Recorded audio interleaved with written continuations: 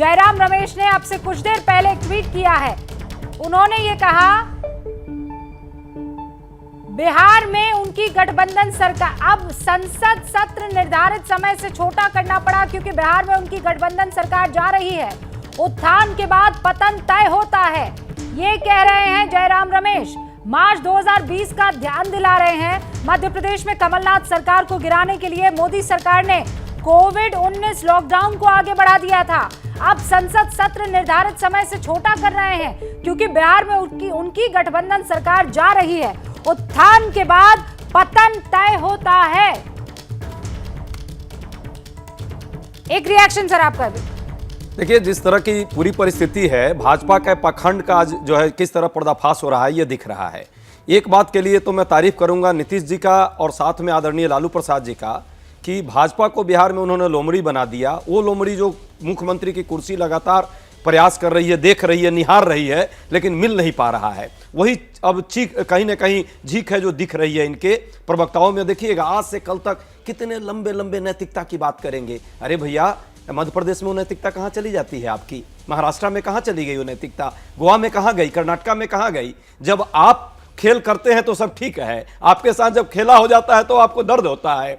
बिहार की जनता समझ रही है और ये फर्जी जो चाणक्यगिरी कर रहे थे ना, उनको भी समझ जाना चाहिए कि भाजपा जिस तरह से साजिश, षड्यंत्र और साजिश का पूरा दौर पूरे देश में पैदा कर रही है, अब तो अपने साथियों को, अपने सहयोगियों के साथ भी विश्वासघात करने का आप लोगों ने काम किया। पहले विपक्षियों के साथ एजेंसी लगाते थे, जनता के साथ विश्वासघात करते थे। आपकी बातों का जवाब देंगे, लेकिन निधि श्री जो है वो कुछ समर्थकों से बात कर रही है, उनका रुख कर लेते हैं। निधि श्री कुमार जी को देख रहे हैं और तख्त पे बैठाने का काम करेंगे।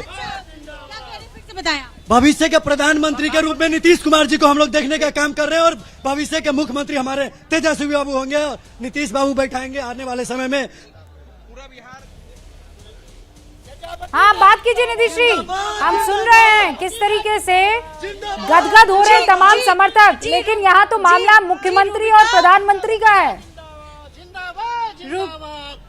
पूरे तरीके रूबिका, नया नारा यहाँ पर है कि नीतीश कुमार को प्रधानमंत्री बनाएंगे और तेजस्वी होंगे चेहरा सीएम का। ये जो समर्थक यहाँ पहुँच रहे हैं, इनमें सभी पार्टियों का झंडा है। आप देखिए, हम पार्टी है, जेडीयू है और माफ कीजिएगा आरजेडी का झंडा है, यानी सबके समर्थक एक साथ, चाचा भतीजा की आवाम है। ये पूरे तरीके से जनता जन संग्राम हो चुका है। सारे लोगों ने ठाना है और अच्छे से पहचाना है कि नीतीश कुमार को हम लोग प्रधानमंत्री के तख्त पे बैठाएंगे और ये लालू जी और तेजस्वी जी मिल करके बैठाएंगे।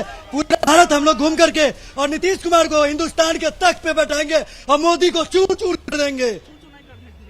पूरा बिहार आज बीजेपी से आजादी का अमृत महोत्सव मनाएगा 15 अगस्त तक। जो मोदी जी कहे थे कि आजादी का महोत्सव तो हम लोग मनाएंगे ही। सीएम का चेहरा होगा पीएम का चेहरा होंगे हमारे प्रधानमंत्री।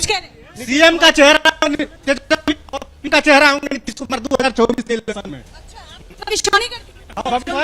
जनता ने और ऐसा ही फॉर्मूला जो है वो कल से इस पे चर्चा चल रही थी निधि श्री। और ये तस्वीरें देखिए आप, ये उस वक्त की तस्वीरें हैं जब आगे लल्लन सिंह मौजूद थे और पीछे तेजस्वी यादव के साथ नीतीश कुमार मौजूद थे। चाचा भतीजा एक बार फिर से साथ आ गए हैं और साथ ऐसे आए हैं कि लोग यानी उनके समर्थक आरजेडी के और जेडीयू के, ये और खासकर आरजेडी के, ये कह रहे हैं कि आप तेजस्वी को सीएम बना दीजिए और आगे का रास्ता आप तय कीजिए पीएम वाला। आपको वो कुर्सी जो है आप तेजस्वी यादव के लिए खाली कर देनी चाहिए। इशारों में ये बात कहते हुए साफ तौर पर नजर आ रहे हैं। लेकिन जैसा आप अब से कुछ देर पहले सुन रहे थे, आरजेडी के प्रवक्ता भी हमारे साथ जुड़ चुके हैं, जरा उनका रुख कर लेते हैं। इकबाल भाई, यहाँ पर सीधे तौर पर इशारा कर दिया गया है कि हमें बना दीजिए सीएम, यानी आपके तेजस्वी यादव को, ताकि 2024 में पीएम का रास्ता साफ हो जाए। बिल्कुल, निश्चित रूप से जिस तरह से आज की जो घटना है घटी है, काफी गर्व है बिहार के लिए। और बिहार जो है वो धरोहर है, कर्पूरी की धरती है, धरती है, ये कर्पूरी की धरती है और ये जेपी की धरती है। यहाँ से हमारे राष्ट्रपति डॉक्टर राजेंद्र प्रसाद बाबू की धरती है। तो ये जो चाणक्य है हमारे माननीय लालू प्रसाद यादव जी और ये माननीय नीतीश कुमार जी और रामविलास जी ने हमेशा सामाजिक न्याय की लड़ाई लड़ी है, समाज के निचले पायदान की लड़ाई लड़ी है। जिस तरह से भाजपा देश के अंदर में लोगों को गुमराह कर रही है, जिस तरह से लोग बेरोजगारी से तलस्माम है। जिस तरह से अभी जीएसटी पर, खाने पीने की चीज पर जीएसटी लगा दिया है, आम जनता में काफी आक्रोश है और ये कहीं ना कहीं एक आहत कर रहे थे नीतीश कुमार जी को, और लग रहा था कि उनका घुटन हो रहा था कि हम क्या करें तो क्या करें, क्योंकि समाज के बीच में वो कुछ करना चाहते हैं, कुछ दिखाया है। आज लोग बिहार की बात, जो बिहार रोल मॉडल की बात करते हैं, ये इतना आप मादा ला कहाँ से आते हैं कि कभी आप इनके साथ होते हैं, फिर आप पलटू राम कहने लगते हैं, फिर आप कहते हैं कि दिल में दर्द उठने लगा था नीतीश कुमार के जनता को त्राहिमाम करते हुए देख। तो 20 महीने में दर्द नहीं हुआ, अचानक 21 महीने में दर्द होता है और उसके बाद उनको आपसे प्यार हो जाता है। देखिए माननीय नीतीश कुमार जी हमेशा हर चीज को गहराई से देख रहे थे। जिस तरह से देश के अंदर में जो हालात है, आप भाजपा ने कहा था कि मैं 2 करोड़ युवाओं को रोजगार देने की बात, बिहार में बोला था कि हर साल मैं 19 लाख लोगों को रोजगार देने की बात की थी। तो इस तरह की चीज को जो तरह भ्रमित करने का काम किया, तो नीतीश कुमार जी ऐसे है, वो सेकुलर छवि के लोग हैं और चाहते हैं कि समाज के निचले पायदान के लोगों के साथ जुड़ करके समाज का काम करने पर वो विश्वास रखते हैं और वो आपको देखने को मिलेगा आगे। प्रेम रंजन पटेल जी, मतलब ये बीच में जो कुछ भी आपके साथ हुआ है वो भुला दिया है। बड़े दिल के मालिक हैं इकबाल अहमद और आरजेडी, भुला दिया आपके साथ नीतीश कुमार रहे हैं, लेकिन वो बढ़िया छवि के इंसान है, सेक्युलर छवि के इंसान है। आ गले लग जा। नहीं 2017 में जब वो वापस आए थे तो उन्होंने कहा था कि हम जो जंगल राज था बिहार के अंदर में, हम चाहते थे कि जो ऐसे उसकी पुनरावृत्ति ना हो, और जिस प्रकार से उनका व्यवहार था, स्वभाव था आरजेडी का, वो स्वभाव में कोई परिवर्तन नहीं आया।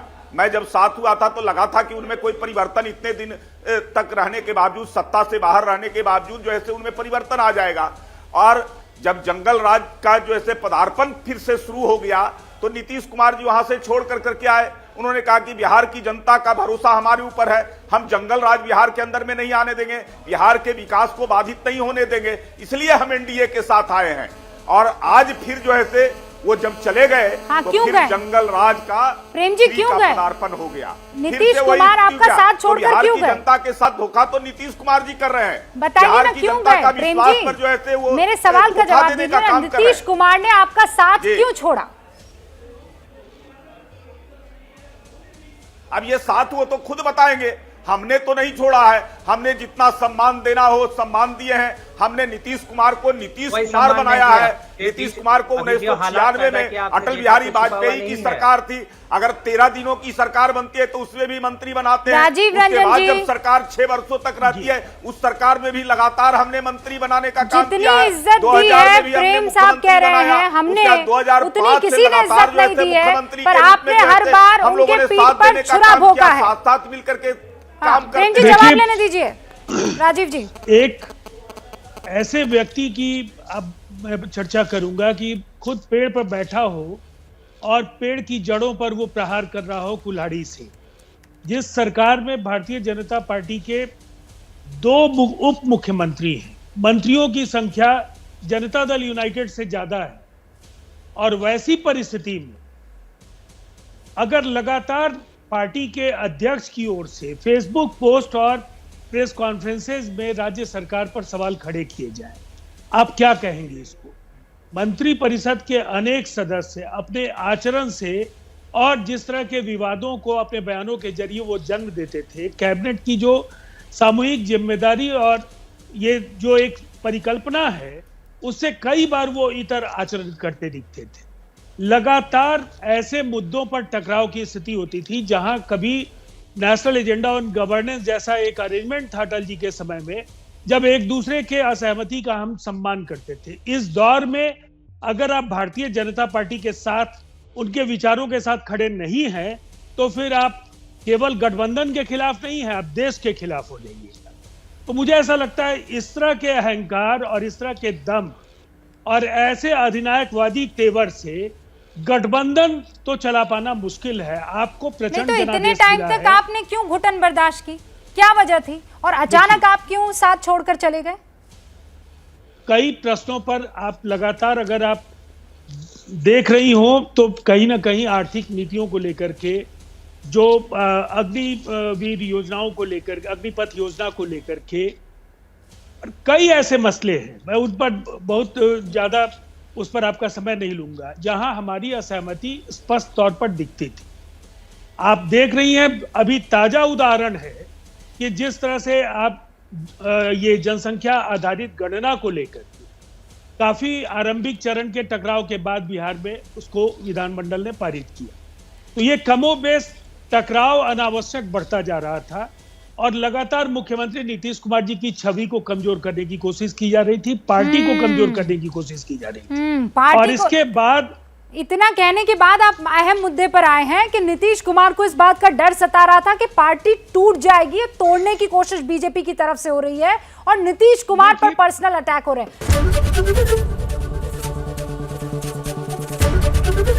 एबीपी न्यूज आपको रखे आगे।